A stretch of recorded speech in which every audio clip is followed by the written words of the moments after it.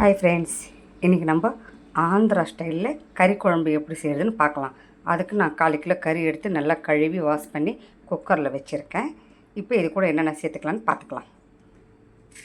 ஒரு medium size வெங்காயம், தக்காளி அதிகமாக போடக்கூடாது. ஆந்திரா ஸ்டைலில் செய்யணுன்னா தக்காளி சின்னது ஒரு 2, கொஞ்சம் கருவேப்பிலை. இப்போது மொத்தம் எல்லாத்தையும் இதிலேயே போட போகிறோம். இப்போ நான் ஒன்றுனா போட்டுறேன் பாருங்கள். இப்போ வெங்காயம், அதுக்கப்புறம் தக்காளி, கருவேப்பிலை. இப்போ தக்காளி, வெங்காயம், கருவேப்பிலை எல்லாம் சேர்த்தாச்சு. தேவையான அளவுக்கு உப்பு,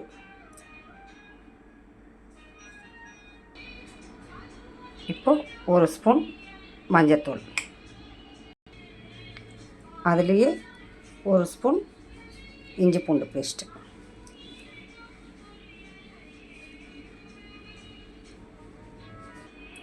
இப்போ இதுலேயே நம்ம தேவையான அளவுக்கு மிளகாத்தூள், நீங்கள் எந்த அளவுக்கு காரம் சாப்பிட்றீங்களோ அந்த அளவுக்கு பார்த்து போட்டுக்கோங்க. இப்போ மிளகாத்தூள், மஞ்சத்தூள்லாம் போட்டாச்சு. கொஞ்சோண்டு கரம் மசாலா, உங்களுக்கு பிடிச்சா போட்டுக்கோங்க, வேணான்னா ஸ்கிப் பண்ணிக்கலாம். இப்போ இதுலேயே நம்ம எண்ணெயை ஊற்றிடலாம். நீங்கள் எந்த அளவுக்கு எண்ணெய் சாப்பிட்றீங்களோ அந்தளவுக்கு எண்ணெய் இதிலேயே விட்டுடணும்.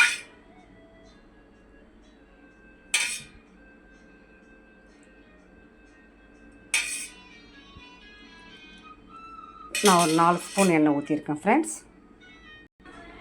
இப்போ இதில் தேவையான எல்லா பொருளும் சேர்த்தாச்சு. இப்போ நம்ம கையை போட்டு நல்லா இது பிசைஞ்சு எடுத்துக்கணும். இப்போ நான் ஒரு கையில் மொபைல் வச்சுக்கிட்டு இது என்னால் பிசைய முடியாது. நான் பிசைஞ்சிட்டு உங்களுக்கு காட்டுறேன். இப்போ பாருங்கள், நல்லா கையை போட்டு நல்லா சுத்தமாக கழுவிட்டு பிசைஞ்சிக்கணும். நல்லா எந்த அளவுக்கு பிசைகிறோமோ அந்த அளவுக்கு டேஸ்ட்டாக இருக்கும். இப்போ தேவையான அளவுக்கு தண்ணி ஊற்றிடலாம்.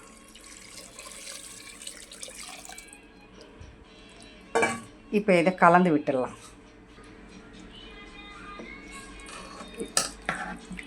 இப்போ கலந்து விட்டு மூடி போட்டு உங்களுக்கு எந்த அளவுக்கு தண்ணி வேணுமோ அந்த அளவுக்கு ஊற்றிக்கோங்க. இதை மூடி போட்டு என்னோடய குக்கரில் 10 விசில், உங்கள் குக்கரில் எத்தனை விசிலோ கறி வேகிறது அது மாதிரி பார்த்துட்டு வச்சுக்கோங்க. இப்போ மூடி போட்டு ஸ்டவ்வில் வச்சிடலாம். இப்போது ஸ்டவ்வில் குக்கரை வச்சாச்சு. விசில் போட்டு ஐயில் வச்சுட்டு 10 விசில் வந்ததுக்கப்புறம் பார்க்கலாம். இப்போ முதல் விசில் வருது பாருங்கள்.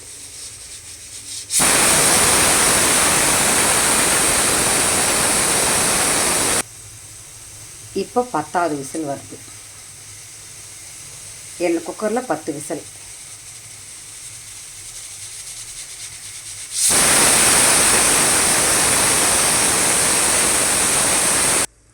இப்போ 10 விசில் வந்துச்சு. நம்ம ஸ்டீம் வெளியே எடுத்து விட்டுட்டு ஓப்பன் பண்ணி பார்க்கலாம் ஃப்ரெண்ட்ஸ். இப்போ குக்கர் ஸ்டீம் எடுத்து ஓப்பன் பண்ணி பார்க்கலாம். பாருங்கள்,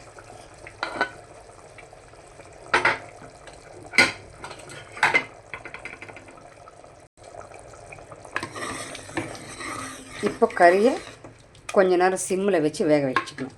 இப்போ நான் குக்கர்லேருந்து மாற்றி சட்டியில் வச்சுக்க போகிறேன் ஃப்ரெண்ட்ஸ்.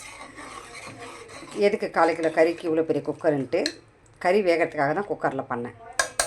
இப்போ நான் குக்கர்லேருந்து சட்டியில் ட்ரான்ஸ்ஃபர் பண்ணிக்க போகிறேன். இப்போ பாருங்கள், நான் சட்டியில் ட்ரான்ஸ்ஃபர் பண்ணிட்டேன். இப்போ எனக்கு தண்ணி நிறைய இருக்குது. அதனால் இவ்வளோ உங்களுக்கு தண்ணியாக வேணும்னா தண்ணியாக வச்சுக்கலாம். இல்லை கொஞ்சம் கிரேவி ஸ்ட்ரக்சர் வேணும்னா கொஞ்ச நேரம் கொதிக்க விடலாம். இப்போ நான் கொஞ்ச நேரம் கொதிக்க விடலான்னு இருக்கேன்.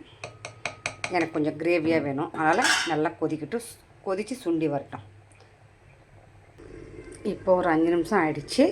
ஓப்பன் பண்ணி பார்க்கலாம். இப்போ பாருங்கள் ஃப்ரெண்ட்ஸ், முன்னை விட கொஞ்சம் சுண்டி வந்திருக்கு. பாருங்கள், இப்போ எனக்கு இந்த கிரேவி டெக்ஸ்சரில் போதும். ஏன்னா நான் சாப்பாட்டில் போட்டு சாப்பிட போகிறேன். கறியெல்லாம் நல்லா வெந்துச்சு பாருங்கள். இல்லை உங்களுக்கு இன்னும் கொஞ்சம் தண்ணியாக வேணும்னா இப்படியே நிறுத்திக்கங்க. இல்லை இன்னும் கொஞ்சம் கிரேவியாக வேணும்னா இன்னும் கொஞ்ச நேரம் சுண்ட வைங்க. இப்போ நம்மளுடைய ஆந்திரா ஸ்டைல் கறி குழம்பு ரெடி ஆகிடுச்சு. செஞ்சு சாப்பிட்டு பார்த்துட்டு அதுக்கப்புறம் எனக்கு லைக் பண்ணுங்கள் ஃப்ரெண்ட்ஸ். இந்த வீடியோ பிடிச்சிருந்தால் லைக் பண்ணுங்கள், கமெண்ட் பண்ணுங்கள், எனக்கு சப்போர்ட் பண்ணுங்கள் ஃப்ரெண்ட்ஸ். வேறு ஒரு நல்ல வீடியோவில் வந்து உங்களை சந்திக்கிறேன். இதே மாதிரி ஆந்திரா ஸ்டைலில் என்ன சமையல் வேணுமோ எனக்கு கமெண்ட் பண்ணுங்கள். நான் அந்த சமையல் செய்யும்போது உங்களுக்கு கண்டிப்பாக வீடியோ அப்லோட் பண்ணுறேன். இப்போ இந்த வீடியோ உங்களுக்கு ரொம்ப பிடிச்சிருக்கும். இந்த சமையல் செஞ்சு சாப்பிட்டு பாருங்கள் ஆந்திரா ஸ்டைலில். சாப்பிட்டுட்டு அதுக்கப்புறம் சொல்லுங்கள் ஃப்ரெண்ட்ஸ். ஓகே ஃப்ரெண்ட்ஸ், பாய்.